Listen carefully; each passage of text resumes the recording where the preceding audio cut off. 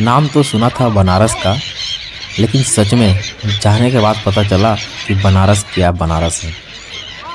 So guys, इस video में मैं आप लोग को मैक्सिमम चीज़ एक्सप्लोर करूंगा बनारस में और दिखाऊंगा। ये गंगा स्नान मैंने लाइफ में पहली बार किया था। हालांकि बनारस कितनी बार गया हूँ, बट एक गंगा स्नान का एक्सपीरियंस पहली बार लिया था। और सच, शाम के वक्त ये नाव लगाकर नदी के बीच में खड़ा होकर संध्या आरती का अनुभव लेना। देख सकते हैं कितने सारे लोग इधर खड़े हैं। We are on the way of a station. और मैं पहुंच गया रेलवे स्टेशन पे, जहां से हमारी सफ़र की शुरुआत होनी थी ट्रेन से।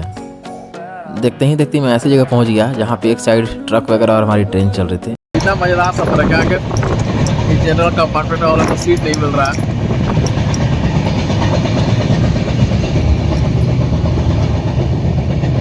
देखते ही देखते सीट तो मिला नहीं था, खड़े खड़े ही पहुंच गया मैं वाराणसी गंगा नदी के पुल पे, जहां से कुछ ऐसा व्यू दिखता है गाइस। बहुत प्यारा व्यू होता है ये।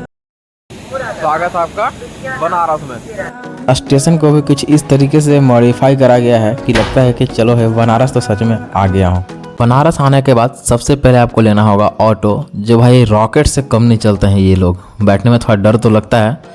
और आप पहुंच जाएंगे गोदावलिया, जहां से आपका बनारस का सफ़र शुरू होने वाला है। भाई ये गली पूरा वाराणसी का सबसे फेमस गली है। यहीं से आप कोई भी घाट वगैरह जाने के लिए शुरुआत करेंगे। इसमें क्राउड आप देख सकते हैं, जितने भी टूरिस्ट जो लोग भी आते हैं इसी में आते हैं। इसके बाद गए शुरू होता है सफ़र गली वाला, जिसमें आपको गली गली गली गली इतने कॉम्प्लिकेशंस मिलेंगे कि घूमते घूमते कितनी बार आप भूल जाओगे कि मुझे जाना किधर है और आया किधर से था। तो गाइज़, मैं भी कुछ इसी तरीके निकलते निकलते पहुंच गया एक सनराइज पॉइंट पे, जहां सूर्योदय हो रहा था और सामने गंगा आरती। बट गाइज़, गंगा आरती तो इवनिंग का वाइब्स हम लोग लेंगे, बट उससे पहले ये देख सकते हैं कितनी सारी क्राउड यहाँ पे पहुँची हुई है। ऐसे ही आपको बहुत सारे घाट मिलेंगे, अलग अलग नाम वगैरह दिया हुआ है, अलग अलग प्लेसेस। मतलब नदी तो एक ही है, उसके किनारे लोगों ने घाट को अलग अलग डिवाइड कर रखा है, जहाँ पे आप इस तरीके का वाइब्स को एंजॉय कर सकते हैं। इसमें साइबेरियन बर्ड्स वो एक अलग आनंद प्रदान करते हैं, क्योंकि यहाँ पे आप देख सकते हैं लोग कितने अच्छे से वाइब्स को एंजॉय कर रहे हैं। और उसमें भी ये साइबेरियन बर्ड्स जो है ना, इसमें 4 चांद लगा देते हैं।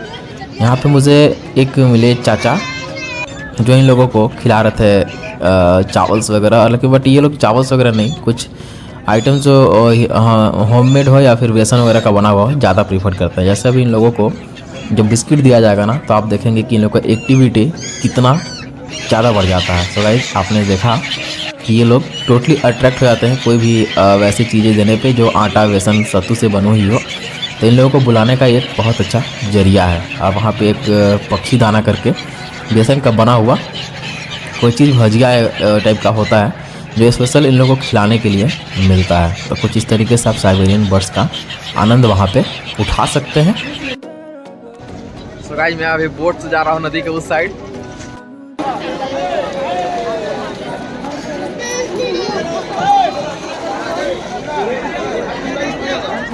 हमारी 50 सीटिंग कैपेसिटी वाली बोट लाइफ जैकेट मिलने के बाद निकल पड़ी थी गंगा का सफ़र करने के लिए। बोटिंग के दौरान मुझे ये साइबेरियन बर्ड्स को फीडिंग करने का मौका मिला, जहाँ पे मैं कोशिश तो कर रहा था कि मेरे हाथ से ये लोग उठाएं, बट ये पॉसिबल नहीं हो पाया। देखते ही देखते मैं पहुँच गया गंगा का उस साइड, जिसके लिए मैंने पे किया था 50 रुपये। 45 मिनट का टाइमिंग दिया था नहाने के लिए, फिर रिटर्न मुझे इसी बोट से जाना था। तो बस बिना इंतज़ार किए मैं सबसे पहले नहाने चला गया, जहाँ मैंने गंगा में सबसे पहले डुबकी लगाई और इसका आनंद लिया। गाइस, ये लाइफ में पहली बार मैं गंगा स्नान कर रहा हूँ। हालांकि मैंने बनारस पहले बार भी कितने टाइम विजिट किया, बट ये जो अनुभव है ना, वो शायद लाइफ टाइम में पहली बार एक्सपीरियंस करने वाला बहुत मज़ेदार टाइम था ये हमारे लिए।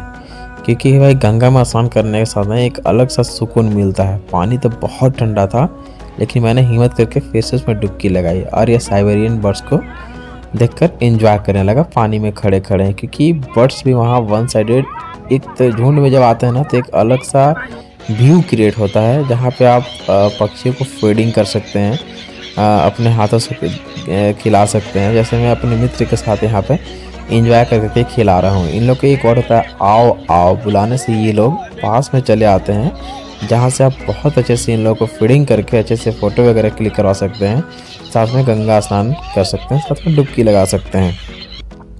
तो कुछ इस तरीके से मैंने सनराइज़ को एंजॉय करा और सूर्य देवता को जल भी दिया। और फीडिंग का तो अलग ही ऑप्शन था। आप लोग जब कभी भी जाओ इसे मिस बिल्कुल से नहीं करना।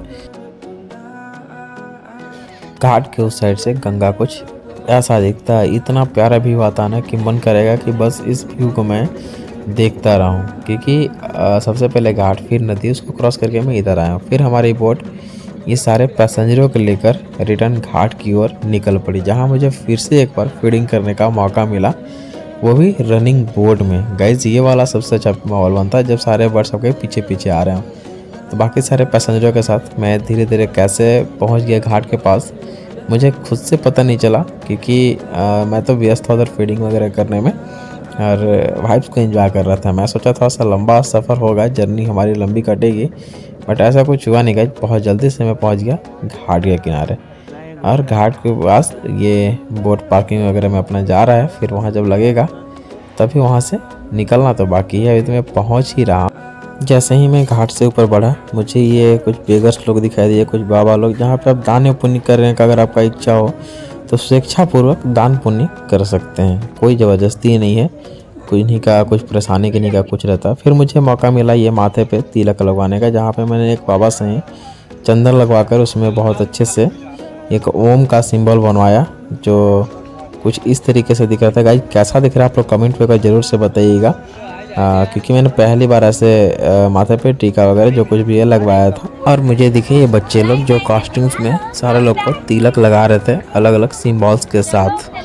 काशी विश्वनाथ टेम्पल में तो फ़ोन की एंट्री नहीं ही रहती है अंदर, आप वहाँ पे फ़ोटोग्राफी वगैरह नहीं कर सकते। हाँ, मैं जिस कॉरिडोर में हूँ यहाँ तक आप फ़ोटो वीडियो बना सकते हैं, वो भी फ़ोन अगर आप सबमिट नहीं किए हैं अंदर जाने से पहले तो, या फिर सबमिट किए हैं तो अंदर से मंदिर का दर्शन करने के बाद आकर आप वीडियो बना सकते हैं। तो गाइस जो काशी विश्वनाथ टेम्पल है वो कुछ इस तरीके से दिखता है। इसका गोल्डन वाला जो पार्ट है, हाँ, ये टोटल जो आप यहाँ देख रहे हैं स्ट्रक्चर, वो सोने का बना हुआ है।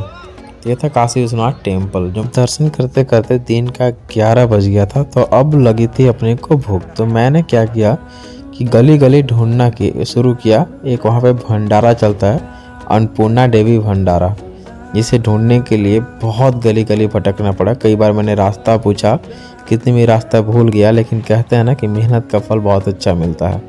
तो गाइज हमने कोशिश करा और हम लोग को वो भंडारा वाला स्पॉट मिला, जहाँ पे बैठकर हमने बहुत आनंदपूर्वक साउथ स्टाइल वाले खाने को एंजॉय करा। खाना बहुत अच्छा और बहुत टेस्टी था। अगर आप लोग को कभी भी अन्नपूर्णा भंडारा में खाने का मौका मिले तो आप लोग एक बार ज़रूर से जाइए, खाकर रिव्यू ज़रूर बताइएगा।